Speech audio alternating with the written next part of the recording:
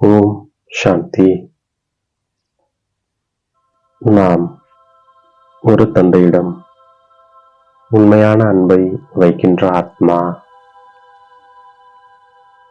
நாம் பிரம்மா பாபாவிற்கு சமமான வரதானி மற்றும் மகாதானி ஆத்மா. நாம் சக்திசாலியான மனதின் மூலம் சக்தி கொடுக்கும் சேவை செய்கின்ற ஆத்மா.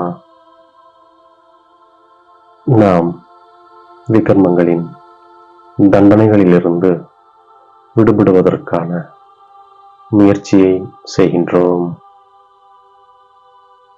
இந்த கடைசி பிறவியில் அனைத்து கணக்கு வழக்குகளையும் முடித்துவிட்டு நாம் தூய்மையாக மாறுகின்றோம்.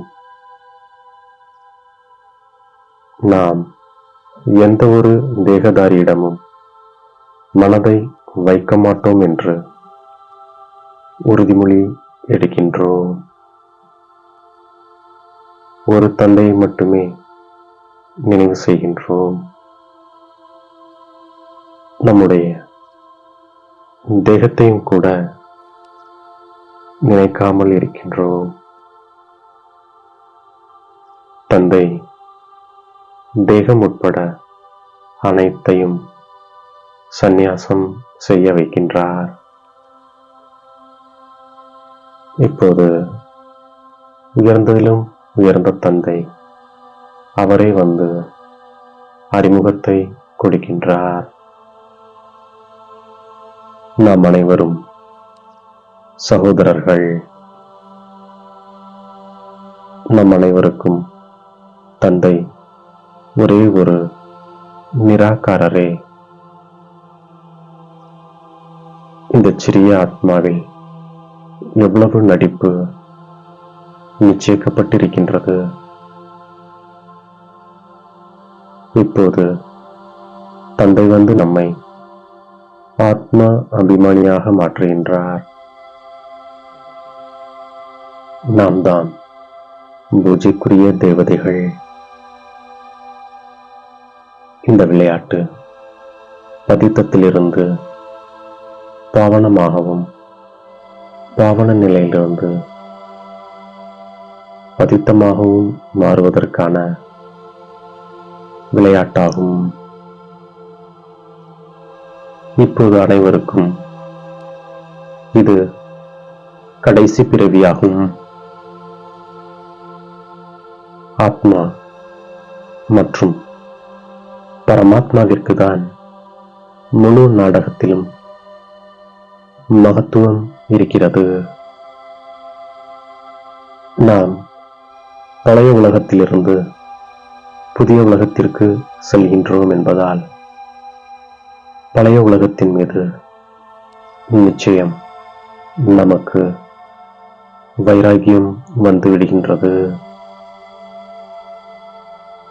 இப்போது நாம் எந்த ஒரு தேகதாரியின் மீதும் பற்று வைக்காமல் இருப்பதற்காக உறுதிமொழி எடுத்திருக்கின்றோம்.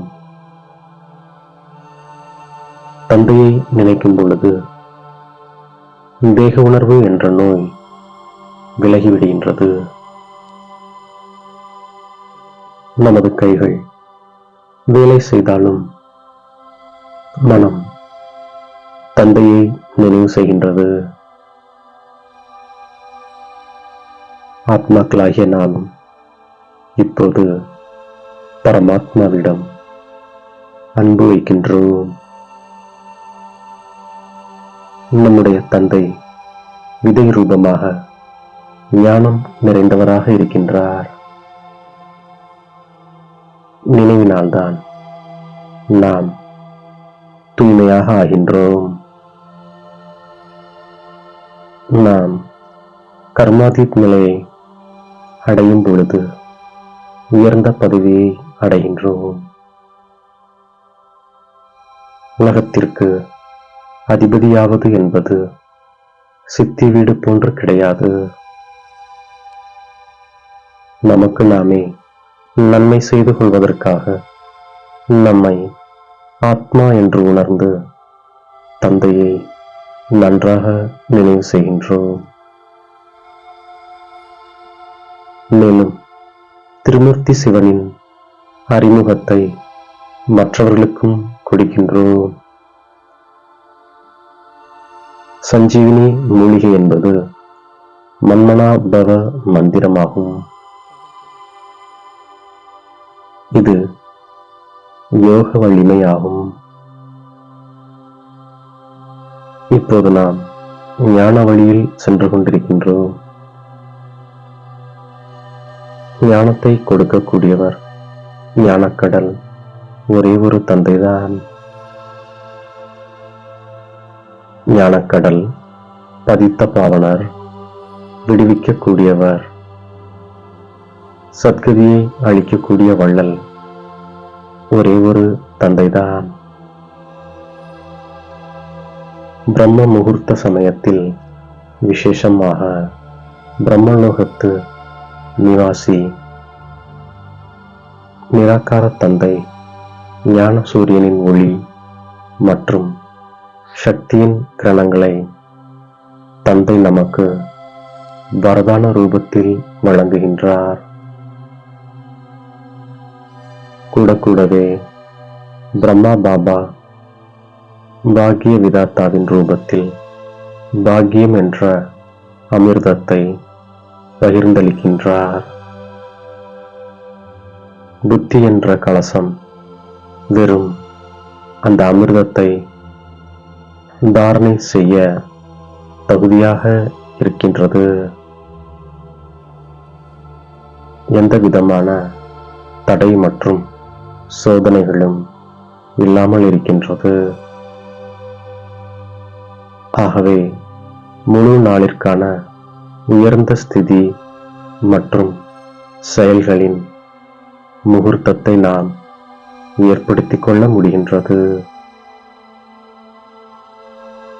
அமிர்த வேளையின் சூழ்நிலைதான் விருத்தியை மாற்றக்கூடியதாக இருக்கின்றது. ஆகையால் இந்த சமயம் வரதானம் எடுத்து நாம் தானம் கொடுக்கின்றோம்.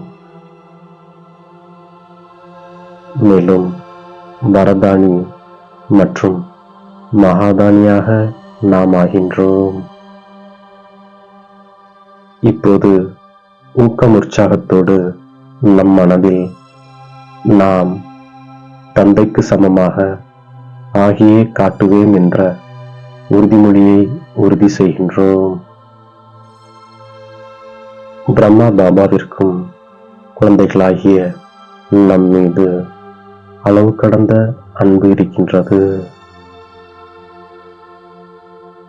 எனவே ஒவ்வொரு குழந்தையையும் முன்னால் கொண்டு வந்து விசேஷமாக சமமாக்குவதற்கான சகாஷ் கொடுத்து கொண்டே இருக்கின்றார்.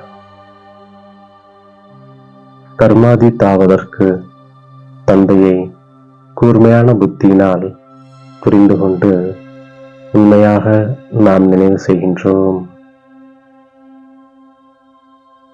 படிப்பின் கூடவே யோகத்தில் முழு கவனம் நாம் வைக்கின்றோம். நம்மை மாயாவின் ஏமாற்றத்திலிருந்து காப்பாற்றிக் கொள்கின்றோம். யாருடைய தேகத்திலும் நாம் பற்று வைக்காமல் இருக்கின்றோம். உண்மையான அன்பு ஒரு தந்தையிடம்தான் நாம் வைக்கின்றோம். தேக உணர்வில் நாம் வராமல் இருக்கின்றோம். பிரம்ம முகூர்த்த நேரத்தில் வரதானம் கொடுக்கும் மற்றும் தானம் கொடுக்கும் தந்தைக்கு சமமான வரதானி மற்றும் மகாதானி ஆத்மா நாம். கோபமுடையவர்களின் வேலை கோபம் கொள்வது மற்றும் நம்முடைய வேலை அன்பு கொடுப்பதாகும். எனவே நமது சக்திசாலியான மனதின் மூலம் சக்தி கொடுக்கும் சேவை செய்யும் ஆத்மா நாம். நம்மை தேடி கண்டெடுத்த இனிமேலும் இனிமையான தாயும் தந்தையும் ஆகிய பாப் தாதாவிற்கு கோடான கோடி நமஸ்காரங்கள். ஓம் சாந்தி.